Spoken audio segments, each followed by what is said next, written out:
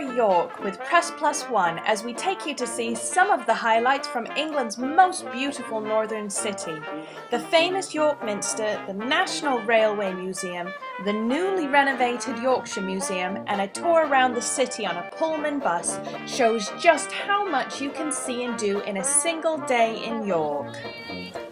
When you're tiny, the whole world smiles with you. I recommend your first stop be the Visit York Information Centre, located a short distance from the Minster, where you can pick up a Yorkshire Pass for 1, 2, 3 or 6 days and can see up to 75 attractions with it. Perhaps a bite to eat at somewhere like the Hairy Fig, which you will find down a side street and serving artisan and locally grown meals. Or even a carriage ride might be to your liking.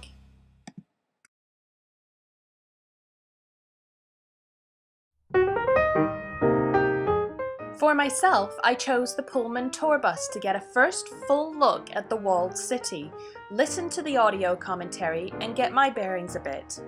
You really do get the benefit of finding your way around a city after taking a tour bus of this kind, and I always make sure this is the start of my day on any trip.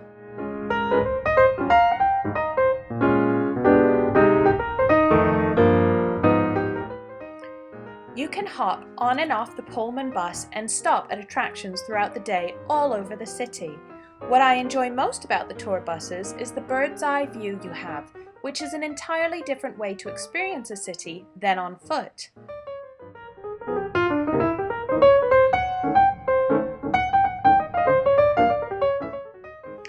Speaking of being on foot, you can walk right around the city along the 2 miles of walls the Romans built to protect York, and where thousands of soldiers kept guard over the centuries. This was a highlight of the visit to York for me, but I do recommend you etch out enough time in your schedule to fit this in, as it can take a while to get around.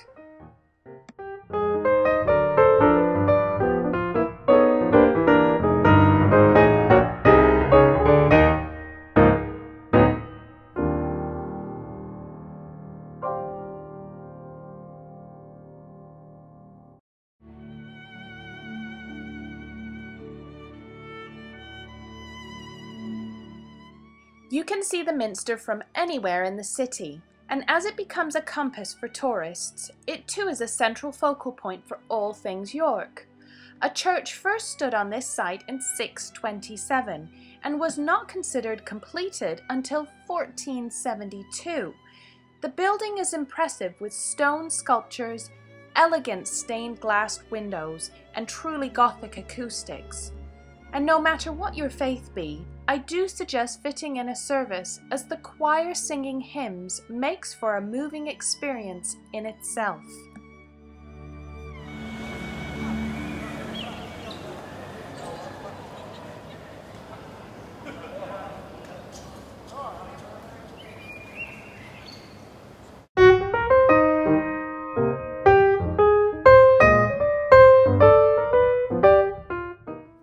Reopened in August 2010 after a 9-month closure and £2 million refurbishment, the Yorkshire Museum has 5 new galleries that showcases some of Britain's most significant archaeological and geological treasures in brand new interactive displays. This is a fantastic museum for young people, as the museum truly caters to making history be both educational and playful. Don't skip past the theatre, as it houses a massive screen and a very cool way of detailing history, which we have a snippet of here. The most famous martyr, Margaret Clitheroe, is executed on the Ouse Bridge, crushed under her own front door laden with rocks.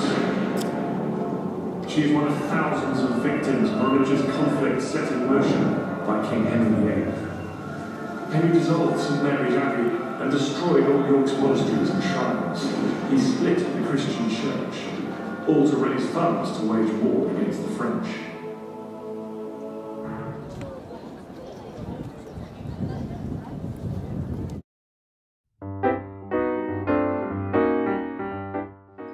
It's Established in 1975, the National Railway Museum in York is quite the destination for train enthusiasts and families alike.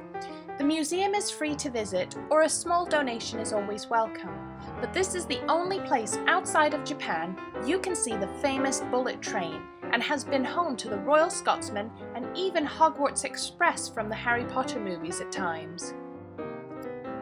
The National Railway Museum hosted a production of The Railway Children in 2008 that showcased the Stirling single-steam locomotive that enters the stage on train tracks. The production has become an international success and is now showing in Toronto. You can check out our review of the Toronto show of The Railway Children on Press+1.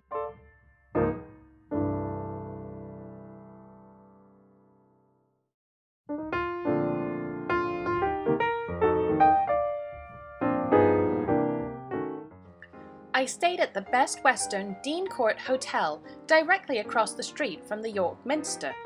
The hotel was originally built in 1865 as 3 separate dwellings to house the clergy of the Minster, and is situated on the corner of Petergate, which was the main Roman road that ran through the city. Nothing was more thrilling than waking up to the church bells and looking out my window and having the Minster as my scenery during breakfast. Aside from these perks, the Dean Court Hotel was very clean and had some very nice touches in the room. And it is also located in the downtown core of the city, which makes everything accessible.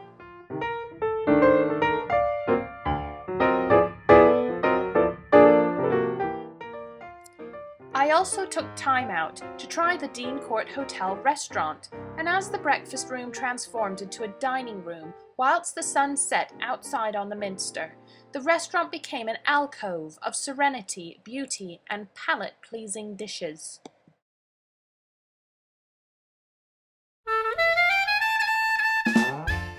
Whether it be the lamb, guinea fowl, or the cod, to the tantalizing Turkish delight, panna cotta, or baked figs, which I would consider my choice dish off the menu, the meals delighted myself and all other customers in attendance that night.